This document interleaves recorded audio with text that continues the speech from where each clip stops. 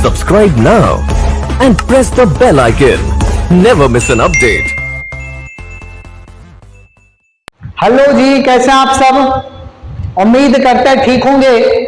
और biology with Manish Kumar channel के साथ आपकी तैयारी भी बेहतरीन ढंग से चल रही होगी। मैं मनीष कुमार फिर से आपका स्वागत करता हूं।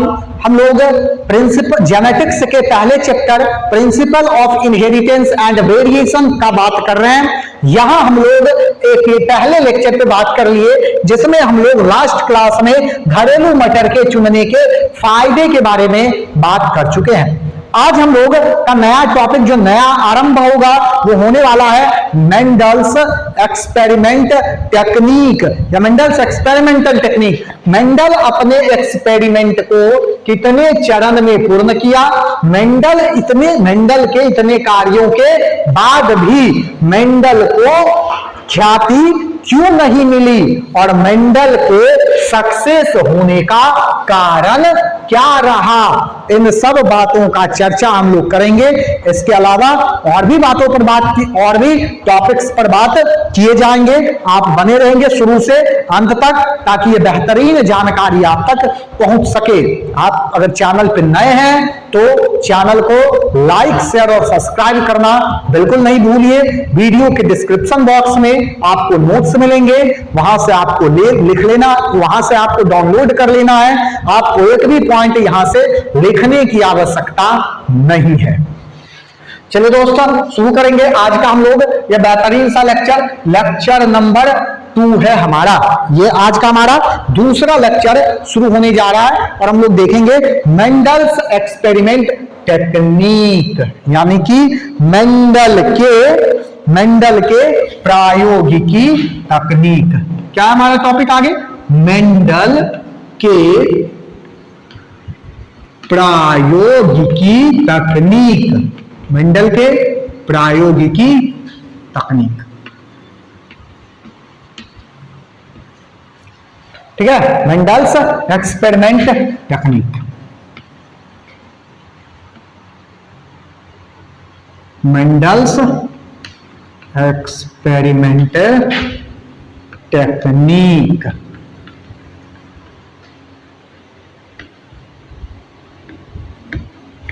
ठीक है, मेंडल्स एक्सपेरिमेंट टेक्निक। क्या सब मेंडल के एक्सपेरिमेंट का टेक्निक रहा, इसके बारे में हम लोग शुरुआत करेंगे आज के लेक्चर का। तो 3 जो है मेंडल के एक्सपेरिमेंट का मेन स्टेप रहा। क्या सब? तो ध्यान देंगे। सबसे पहला रहा सिलेक्शन ऑफ प्योर प्लांट। सबसे पहला क्या रहा? Selection of pure plant. ठीक है, पहला क्या रहा? Selection of pure plant. दूसरा रहा hybridisation of pure plant. Number 2 में रहा हाइब्रिडाइजेशन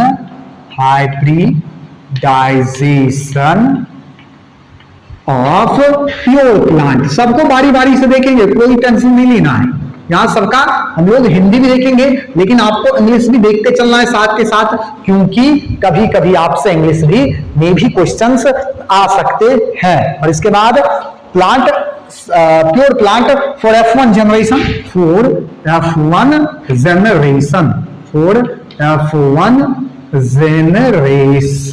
ठीक है, फॉर F1 जनरेशन। चलिए नंबर 3 जो होगा self breeding in hybrid plant. इसके बाद अगला जो टॉपिक है वो क्या होगा? Self breeding in hybrid plant.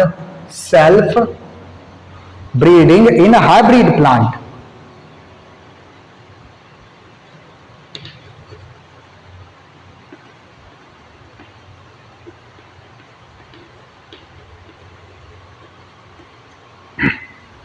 चलिए self breeding in hybrid plant.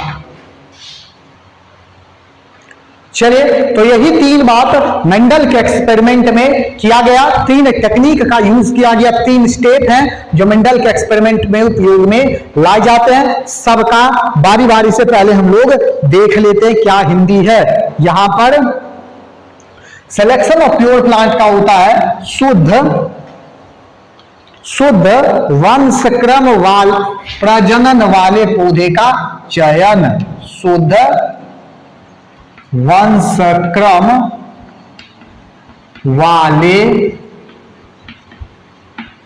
पौधे का चयन।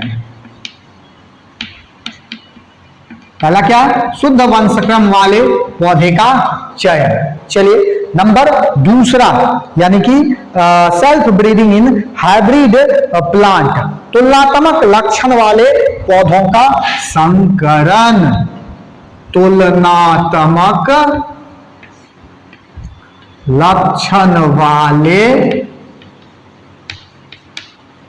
पौधे का संकरण। ठीक है, तुलनात्मक लक्षण वाले पौधे का संकरण। सेल्फ, ये हुआ पहला। चल दूसरा और तीसरा है संकरों में self breeding in hybrid plant. संकरों में स्वपरागन। क्या है? संकरों में स्वपरागन। ध्यान देंगे जरा क्या क्या बात किया गया है यहां पर। शुद्ध वंशक्रम वाले पौधों का चयन पहले किया, उसके बाद तुलनात्मक लक्षण वाले पौधों का संकरण करवाया और उसके बाद संकर का स्वपरागन करवाया। बारी बारी से सबको हम लोग देखेंगे किस तरह से ये सारा बात किया जाता है। तो सबसे पहले जो हमारे पास है रिजल्ट, ये क्या रिजल्ट है? तो शुद्ध वंशक्रम वाले पौधे का चयन। ध्यान देंगे, मेंडल आपको पहले ही कहे कि मेंडल वैसे पौधे का चयन कर लिया। मेंडल जो मटर के पौधे का चयन किया, उसका सबसे बड़ा फायदा यही रहा कि वो प्योर प्लांट का जो है प्योर प्लांट पे एक्सपेरिमेंट किया, वैरायटी पे। ठीक है, चलिए ध्यान देंगे। जैसे अगर हम लोग बात करें, शुरुआत में मेंडल जब एक्सपेरिमेंट कर रहे थे और चयन कर रहे थे शुद्ध वंशक्रम वाले पौधे का, तो उस समय में 34 वैरायटी पे एक्सपेरिमेंट किया। आप ध्यान देंगे, आपको 7 वैरायटी ही आगे पढ़ना है, लेकिन मेंडल पहले 34 वैरायटी पे एक्सपेरिमेंट किए। कितना वैरायटी? 34 वैरायटी पे। आगे हम लोग चलेंगे कि आगे चलेंगे तो पता चलेगा कि 7 लक्षण क्या क्या है जिस पर काम किया, लेकिन उससे पहले 34 वैरायटी पे, फिर 22 वैरायटी पे आया और उसके बाद अलग अलग कारणों से जब लक्षण घटने लगी, डिक्रीज होने लगी, तो वहां पर 7 बचते बचते अंत में 7 प्लांट पर एक्सपेरिमेंट किया गया। बात समझ गए? 7 लक्षण, और वो 7 लक्षण आपको पता होना चाहिए। आप यहां देखेंगे जरा कि शुद्ध वंशक्रम वाले पौधे के चयन से मतलब ये है कि जैसे यहां पर ये टेबल आपको बनाया गया है, आप देख लेंगे आपके एनसीईआरटी में बना हुआ है। यहां पर तना की लंबाई, तो क्या सब होगा? तना की लंबाई है। इसके बाद अगला तना की लंबाई, इसके बाद क्या है? फ्लावर कलर, फूलों का रंग, ठीक है। इसके बाद क्या है? फूल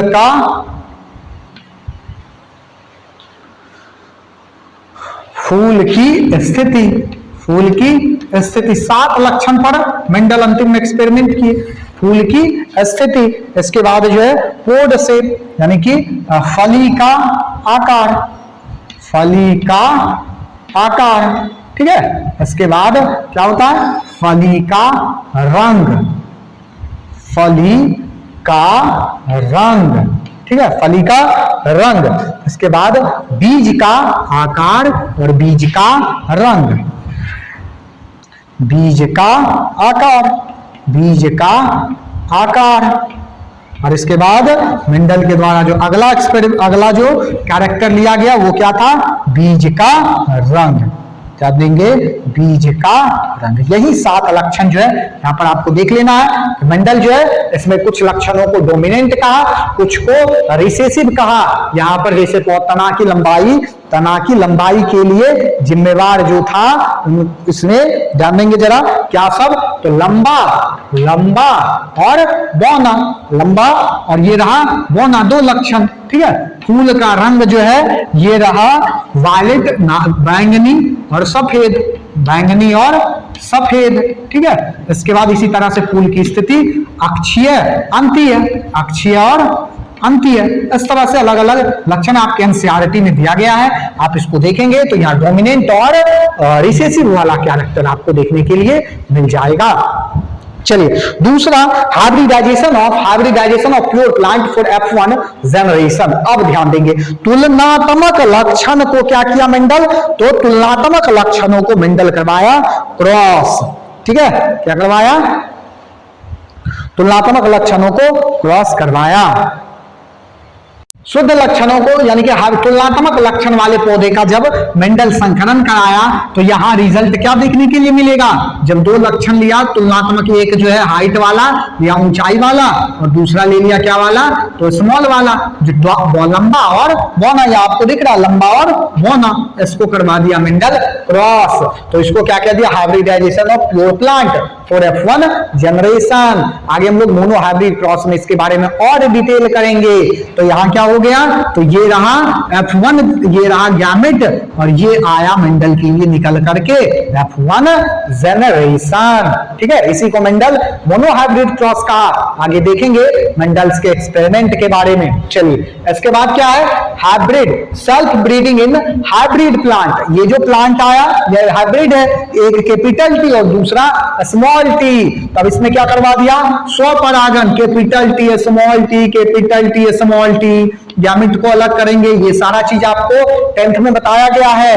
ये रहा कैपिटल टी, ये रहा स्मॉल टी, ये रहा कैपिटल टी, ये रहा स्मॉल टी। अब इसका करवाया क्रॉस, किस चीज के लिए, तो F2 जनरेशन के लिए। किसके लिए, तो F2 जनरेशन के लिए।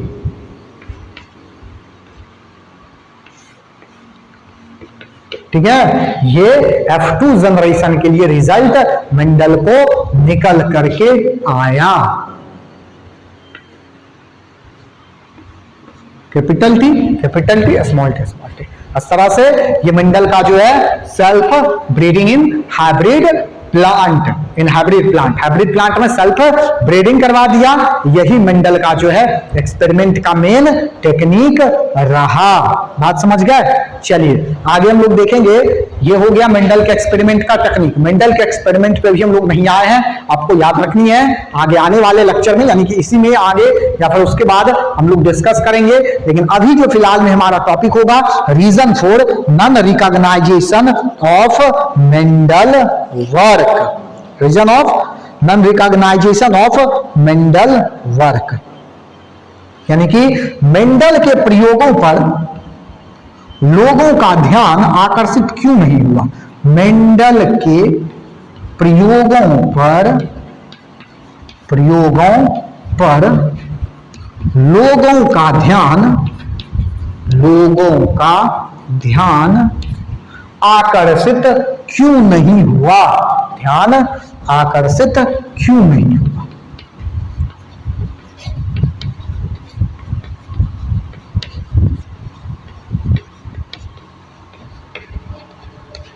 चलिए तो क्या है, मेंडल के प्रयोगों पर लोगों का ध्यान आकर्षित क्यों नहीं हुआ। तो ध्यान देंगे क्यों नहीं हुआ, इसका कारण क्या रहा, ये भी आप समझेंगे जरा। तो मेंडल के प्रयोग पर लोग के ध्यान आकर्षित नहीं होने का बहुत सारा कारण रहा। क्या सब, तो सबसे पहला क्या कि उन्होंने अपने सिद्धांत ऐसी पत्रिका में, ध्यान देंगे इसको लिखा नहीं जाएगा, ये लंबा चौड़ा बात है, ये आप ध्यान से समझेंगे कि क्या कारण रहा कि इतने बेहतरीन एक्सप्लेनेशन के बाद भी मेंडल सक्सेस नहीं कर पाए। हर बार सफलता आपकी मेहनत पर डिपेंड नहीं करती है, ये मेंडल का एक्सपेरिमेंट साबित कर दिया। कभी ना कभी आपको लोगों के अनुसार भी अपने आप को ढाल करके सफलता को ग्रहण करना पड़ता है। मेंडल इसी कारण से सफल नहीं हुए क्योंकि उस समय में मेंडल के जितना सोचने वाला लोग उपस्थित नहीं था। बात समझ गए, ध्यान देंगे। सबसे पहला मेंडल अपने सिद्धांत को ऐसी पत्रिका में छापे, ऐसी पत्रिका में दिए थे जो ज्यादा लोगों तक नहीं पहुंचती थी। सबसे पहला कारण ये रहा। दूसरा, मेंडल अपने लेख में सांख्यिकी का काफी प्रयोग कर लिया, यानी कि गणितीय क्रियाविधि जब चलने लगेगी तो जीव विज्ञान वाले लोगों को ऑटोमेटिक दिक्कत होगा।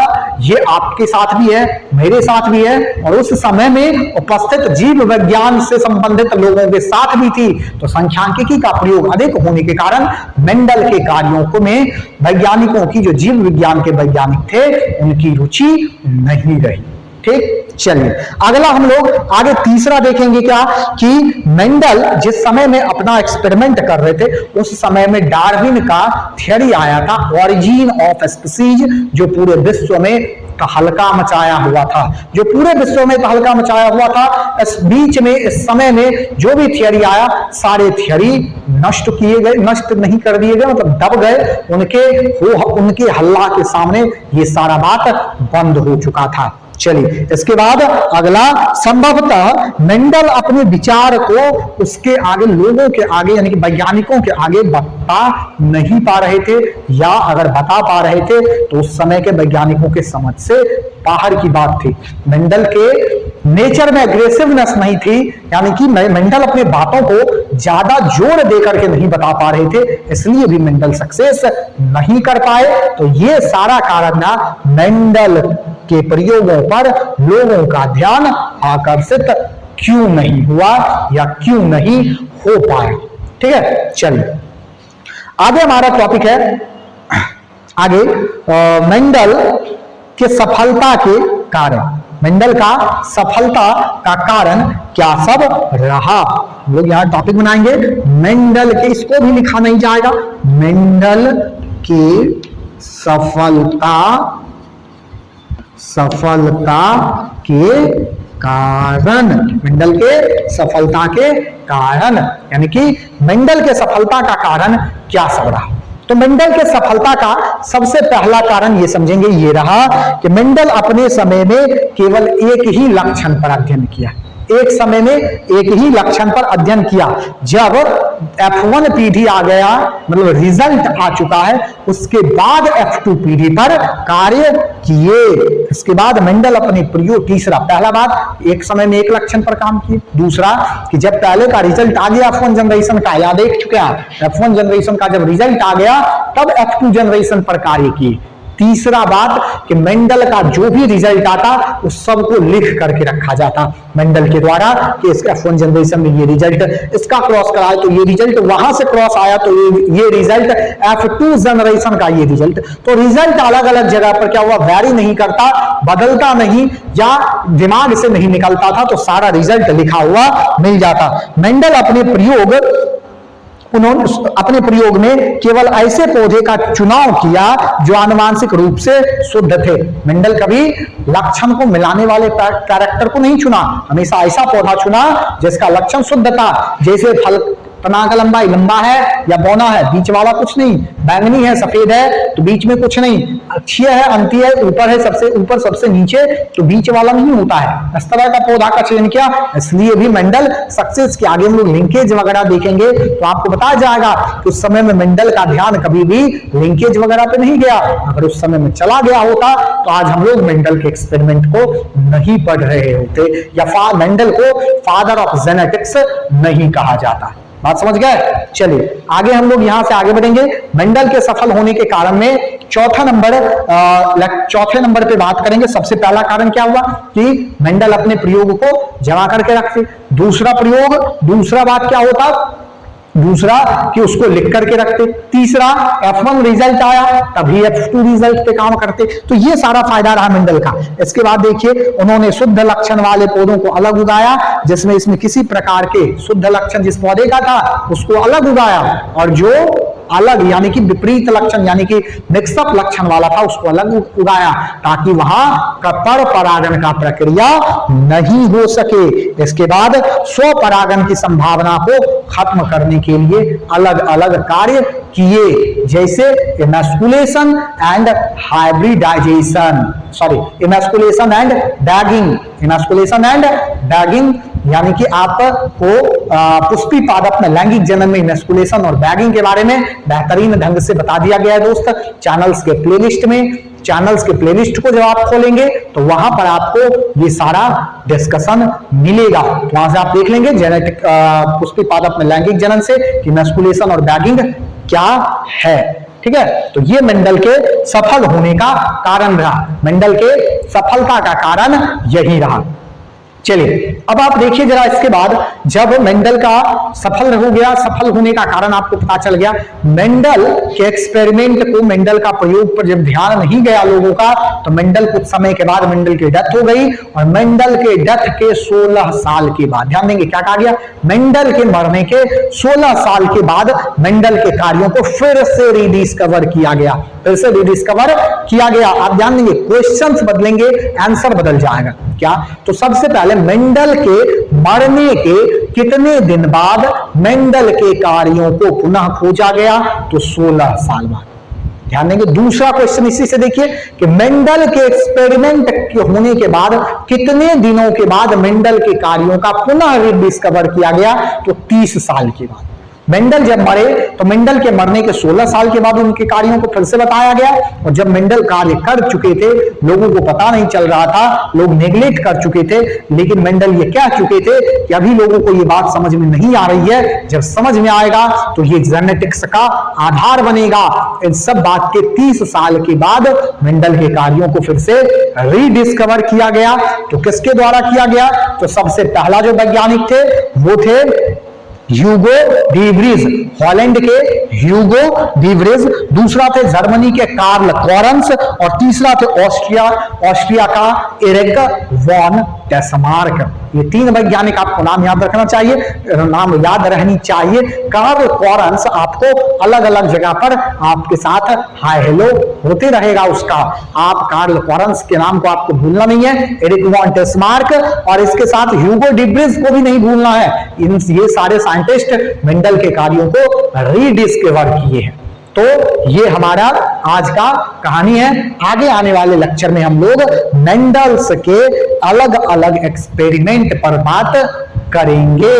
तब तक के लिए इतना ही। अगर आप चैनल पर नए हैं तो चैनल को लाइक, शेयर और सब्सक्राइब करना बिल्कुल भी नहीं भूलिए। वीडियो को लोगों के साथ शेयर करिए ताकि हम लोगों को भी एनर्जी मिले और आपके लिए और ज्यादा ऊर्जा के साथ कार्य किया जा सके। तब तक के लिए इतना ही। आगे आने वाले लेक्चर के लिए इंतजार करिए। जय हिंद, जय भारत।